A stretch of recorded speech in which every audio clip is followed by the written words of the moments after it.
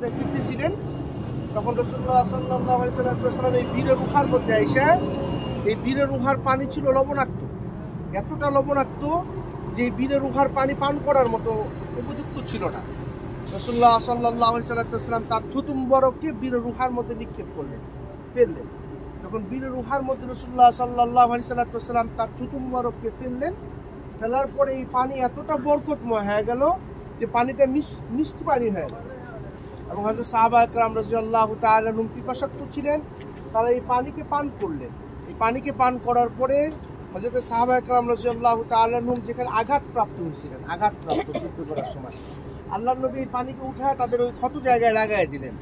আল্লাহ তাআলার মেহেরবানিতে রাসূলুল্লাহ সাল্লাল্লাহু আলাইহি ওয়াসাল্লাম যে পানির মধ্যে থুতু মুবারক ফেলছিলেন, এটার বরকতে ওই যারা যুদ্ধে আঘাতপ্রাপ্ত হয়েছিল, ক্ষত হয়েছিল, এই ক্ষতগুলো আল্লাহ তাআলা রাসূলুল্লাহ সাল্লাল্লাহু আলাইহি ওয়াসাল্লামের বরকতে, এই পানির বরকতে আল্লাহ তাআলার মেহেরবানিতে তাদেরকে পূর্ণ সুস্থতার নিয়ামত দান করলেন। বলেন না সুবহানাল্লাহ।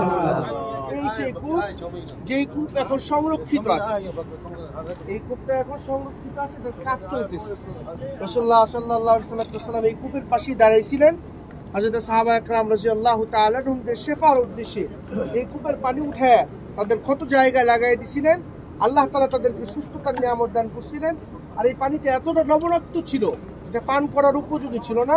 আল্লাহ নবী জনাব মুহাম্মদুর রাসূলুল্লাহ সাল্লাল্লাহু আলাইহি ওয়াসাল্লামের থুতুর বরকতে এটা এতটা মিষ্টি এবং খাবার উপযোগী পানি হয়েছে যে এরপর থেকে, সেই বদরের ওই ঘটনার পর থেকে, হযরত সাহাবা একরাম রাদিয়াল্লাহু তাআলা আনহুদের ওই ঘটনার পর থেকে সবাই এটাকে জিয়ারত করার জন্য আসে। সেই সুবাদে আমরাও আমাদের হাজীদেরকে নিয়ে এই জায়গা জিয়ারত করার জন্য আসছি। আমার অনুরোধ থাকবে, বাংলাদেশ সহ আশপাশের যে সমস্ত হাজী সাহেবদেরকে মুআল্লিম ভাইয়েরা নিয়ে আসেন, তারা এই জায়গাটাকে রাসূলুল্লাহ সাল্লাল্লাহু আলাইহি ওয়াসাল্লামের স্মরণে আমরা দেখানোর জন্য নিয়ে আসবো। রাসূলুল্লাহ সাল্লাল্লাহু আলাইহি ওয়াসাল্লামের স্মৃতিচারণ হবে, হযরত সাহাবা একরাম রাদিয়াল্লাহু তাআলা আনহুমদের স্মৃতিচারণ হবে। আল্লাহ নবী সাল্লাল্লাহু আলাইহি ওয়াসাল্লাম কিভাবে উপযোগী পানি, খাবারের উপযোগী পানিকে উপযোগী করছিলেন, লবণাক্ত পানিকে মিষ্টি পানিতে রূপান্তরিত করছিলেন, এবং হযরত সাহাবা একরাম রাদিয়াল্লাহু তাআলা আনহুমদের শেফার কারণ করছিলেন। এই জিনিসগুলো যখন দেখব, তখন আল্লাহ তাআলা আমাদের ভিতরে নবী আরবি সাল্লাল্লাহু আলাইহি ওয়াসাল্লামের ওই মহব্বত, ওই স্মৃতি আমাদের ভিতরে জাগ্রত করবেন।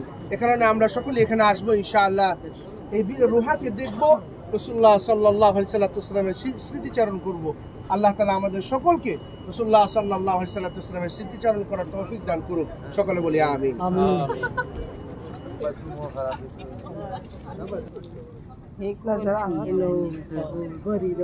খাবার